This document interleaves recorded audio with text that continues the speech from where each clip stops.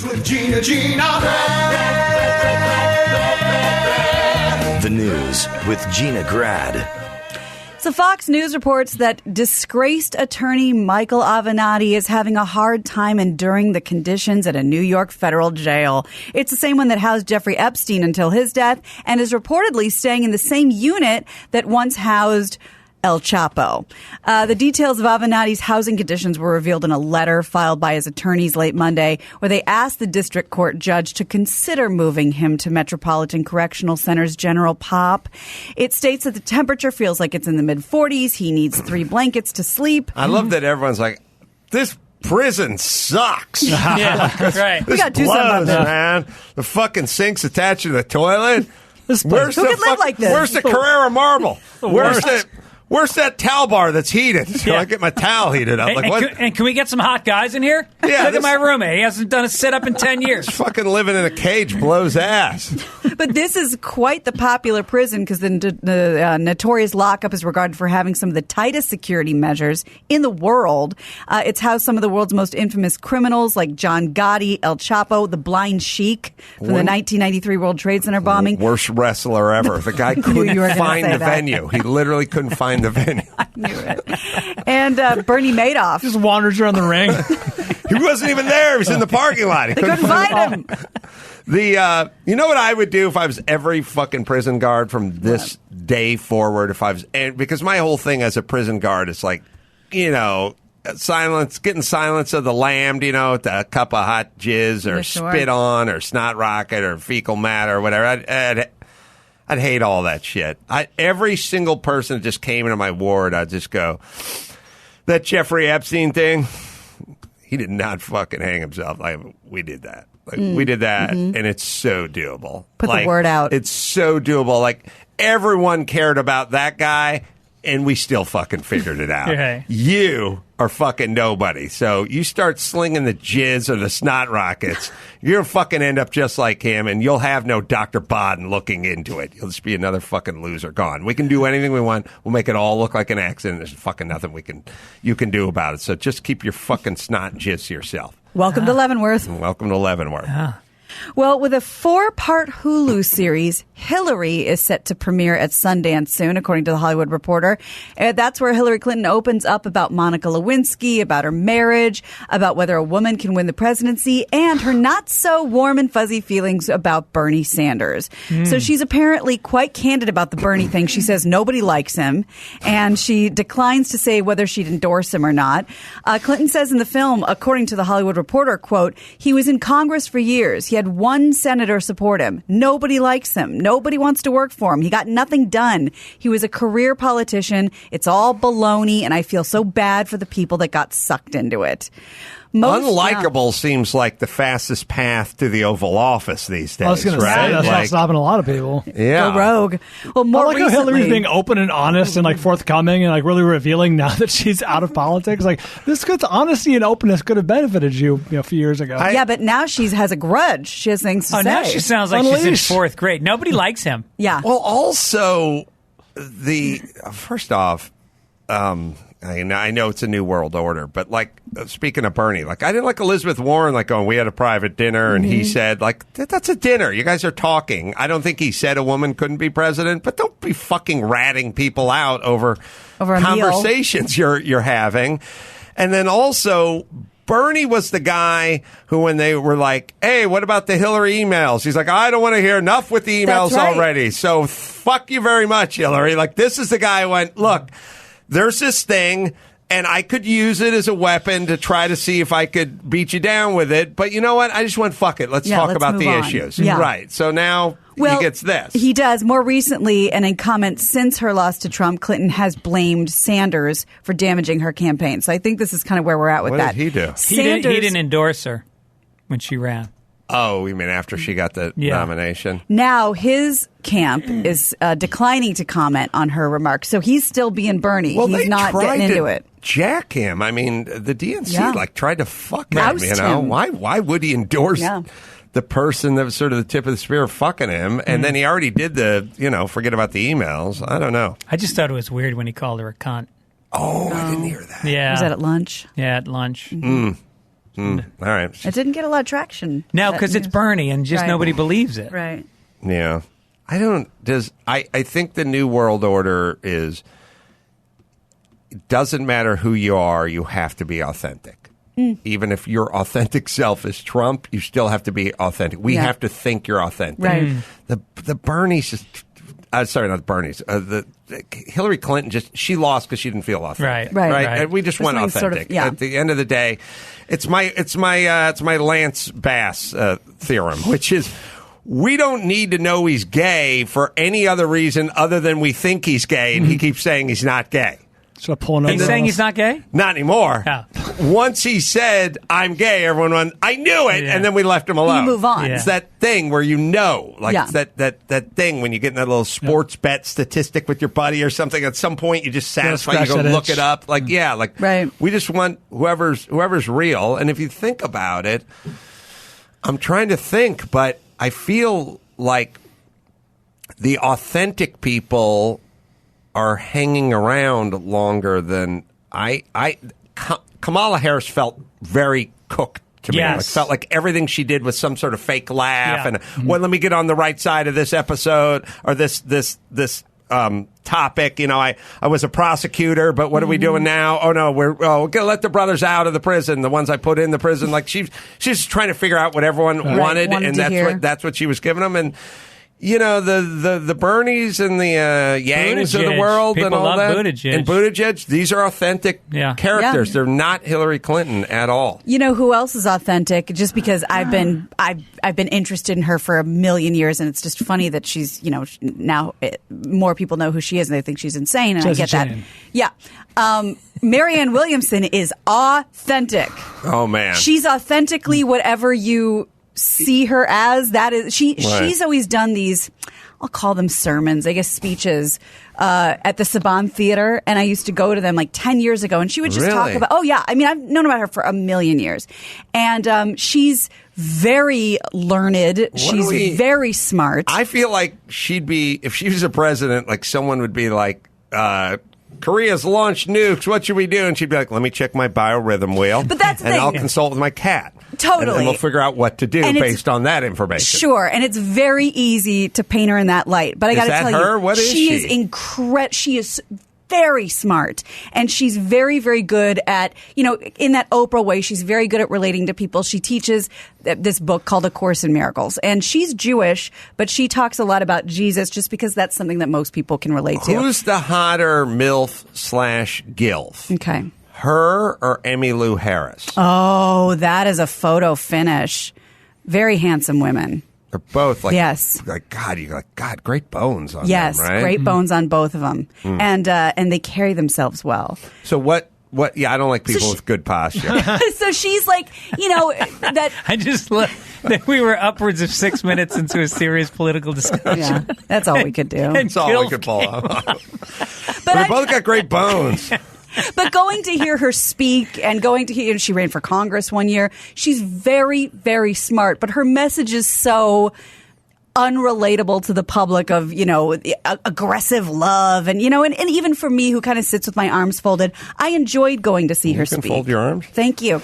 I liked hearing that kind of stuff, and I liked seeing what kind of people that attracted. And she's not nuts. She's very smart, but she's not for this competition. I don't think anyone's going to give her any slack. No. I'm sort of interested in her, and I'm sort of thought she was interesting. At least in my world, I'll take her over Kamala Harris like any day of the week. I just felt like Kamala's like completely cooked and sort of created in the lab. And you can't hold that boulder up forever, that fake personality. Right. And people aren't buying it anymore. Mm-hmm. Well, speaking of which, Prince Harry boarded a commercial flight, a British Airways plane, and jetted to Canada Monday night to start his new life with Meghan Markle away from the family. The paparazzi waited for him on the Vancouver tarmac. He carried his own luggage, did have a couple of bodyguards, but he was looking like a regular dude. Stars is just like us. Right? Yep. In hindsight, the British tabloids realized the royal family fissure would be permanent when in November, Meghan transported all her pets to Canada. Usually the pets stay behind. Meanwhile, tabloids are still following Harry and Meghan as they've identified Meghan's hiking trails that she likes to go on. Also, thanks thanks to the tabloids. Passengers now can keep an eye out for Harry and Meghan on the nonstop British Airways flight 85 and 84. That's the one that goes from London to Vancouver. And the new life, the witness protection program is starting. Yeah, I was talking to Jim Jeffries about her being in the royal family, and I think we're having a laugh because he was talking about, he was sort of London tabloid or press, like sort of code for racials. Like, she's going to bring a lot of energy to their, she's going to shake it up. Like the MLB. Like the same mobile quarterback, athletic, dynamic like quarterback. Yeah, right. Yeah, she's going to mix it up or whatever. They're really saying a half black person has now entered these gates. You know. Yeah, and when they call a black politician eloquent. Yes. Yes. Well spoken. Yeah, but see if we can find what they call it. It's making me laugh, and then there was I don't remember who did it, but they compared headlines for Kate Middleton and Meghan Markle for the same. It was like the Daily Mail. They were very different. She's going to mix it up. Yeah. You know, but really what they're saying is she's half black. She's going to race it up. Her dad, boy, he seems like a piece of work. Yeah, that I saw him interviewed a little bit. It's awesome. He said it's the royal family is now Walmart with a crown. Yeah, I feel like because of what, his daughter. I don't know, but it just look. We're over here. We're tearing down monuments and statues and wondering if things should be named. You know, let's try to think like Columbus, high school or something. They got to change the name. George Washington has got to be changed to George Washington Carver High School now, and all this kind of shit. How long before they turn on that whole world, whole royal world? Like, they're pretty woke over there. They're a little bit. I think they're a little bit more woke than we are. They're a little bit ahead of us, like in the woke department. The British people, Europe, like white Europeans are kind of pretty woke, and it's like Canada is like a little more woke than we are in terms of their policies. Like they're a little more progressive than we are. I don't know. Is that thing going to be around in 100 years? It does feel vestigial. You know what I mean? That's the thing. It's you think, well, they don't really have any power, but then why are you paying for them? Well, I read that it costs the British people $1 per person per year to have the royal family. Is that all? That's worth $1. Oh, I didn't know that was all. I thought you were really paying some tax. $1 to watch that circus fall apart. I'm with it. I mean, I like the idea that there's a castle and a royal and a monarchy and whatever, but I'm saying, is this the tug on the piece of yarn on the sweater that just starts to slow? Well, and Prince Andrew with the Epstein, he got that didn't help. You know what I think the major turning thing's going to be? When Queen Elizabeth dies. Right. Because she's the beacon that we're all familiar with. Are we going to care after that? Is she 96? She's got to be. I mean, she's up there. I mean, literally, she shouldn't be alive 17 months from now, should she? Statistically, like good bones, though. Good bones, yeah. She's a GG. Oh, Jesus. All right, let's do one more, Gina. All right. Well, Joaquin Phoenix skipped the SAG Award after parties with Hollywood A-listers to spend some time with pigs. The star, who had just won Best Leading Man Sunday night, left the event and headed to the Farmer John Cloudery Packing Company, where he joined protesters to comfort pigs heading to the slaughterhouse. In a video shared on Facebook, and I think we do have a picture, Phoenix told a vlogger that most people don't really know of the torture and murder in the meat and dairy industry. I've seen it for what it is. I have to be there. Twice a week, activists show up at the packing company. With Hudson sprayers? Yeah, I'm going to tell you what those are because I had to look it up. Those are Hudson sprayers. They're called pig vigils, where they're at. And I couldn't figure out what was in there and what's going on. So a Hudson sprayer is the difference between a like Windex or squeeze bottle. It's like this is squeeze each steady time. stream. This one you pump it. You put whatever your insecticide or whatever in there. Right. Pump it 10 times and it'll spray for a while. And they just call them Hudson sprayers. So guess what they're spraying? What would they be spraying? It's so sad. On pigs? I don't know, mustard? Well, yeah. Rosemary. Barbecue sauce? They're spraying something with a Hudson sprayer, and they're holding it over their head. I'm hoping it's not like a sedating agent or something that knocks them out. No, it's water. It's their last moment on this mortal coil, and they're hot or dehydrated or whatever, the way they're being shuffled into the plant, and they're spraying them, giving them some water on their way in, and now I want to cry in every bacon again. I've never been taken to a slaughterhouse, but moments before I'm butchered, I don't want to be going, I've never felt better in my life. So refreshing. Thanks for waking me up. You know what I'm going to do tomorrow? Yeah. I'm going kayaking. What do you think you're going to do tomorrow? Yeah. I was kind of out of it and dehydrated and kind of drowsy and a little disoriented, but now I've never felt more alive. It's a new me. The hills are alive. With the sound of, what's that guy doing with that bolt gun? Hey, didn't I see that in No Country for Old Men? What's Javier Bardem doing over there? Oh, God. Woo! I'm feeling refreshed. Take on the world. Wow, the night is young. What should we do? I say we do fondue tonight. Let's live. Yeah, thanks a lot, Pops. Yeah. With the Hudson sprayer. Speaking of authentic, Joaquin Phoenix strikes me as very, for better or for worse, whatever he's into, he strikes me as very authentic. Yeah, he was on 60 Minutes last week, and he came off really good. Remember when he was doing that doc? What was it called? Oh, I'm not here. Yeah. I'm still there. And we didn't know something. that. And he was on Letterman, and he was being so weird, and it was so awkward and horrible. At the very end, Letterman says, "Well, Joaquin, we wish you could have been here tonight." Like, it was just such an awkward interview. Yeah. But he may have Jussie Smolletted all of us, but pulled it off. Yeah, that's right. Oh, smart. Who really knows what he's up to? That's right. But it's not just pig vigils, by the way. He also reportedly convinced the Hollywood Foreign Press to serve an all-vegan menu at the Golden Globes. And a day after he was arrested at Jane Fonda's Fire Drill Friday climate change protest. He's out there. Hi, Gary. He's the Gary in Hi, Gary. That's right. Oh, Apparently. really? Oh, he is? Little Yeah. kid with the big brown paper bag. Full of porn. Yeah. It's like in one way, he's an artist, and this can be performance art. Like, this can be an interesting sort of sociological experiment that he's sort of conducting with us and on us. I'm not saying he is, but this could be part of his art. He said that year where he acted crazy was very much it was a project. Yeah. He wanted to do it was an social anti-celebrity kind of an experiment. Yeah. And he said, and it went wrong. He goes, it wasn't a success.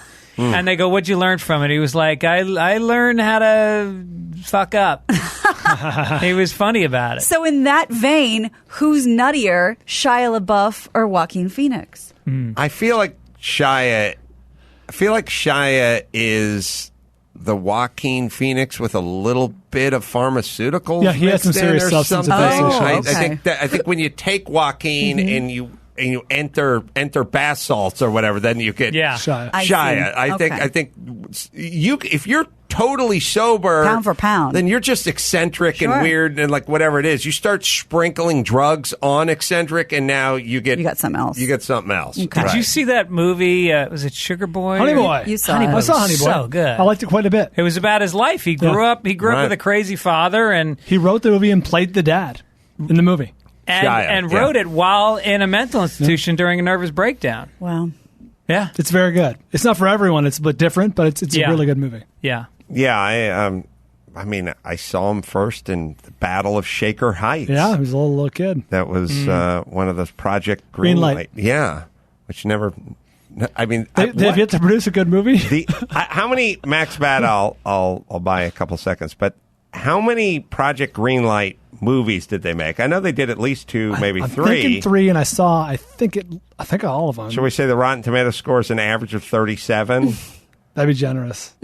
It's insane. There's two guys who have an Academy Award for for writing and famed actors, and they sift through hundreds and hundreds of scripts, finally assemble the one and the all-star lineup and the budget and everything, and they can't get above 40% on Rotten Tomatoes. Like, that's how fucking hard it is to make a good movie. Yeah.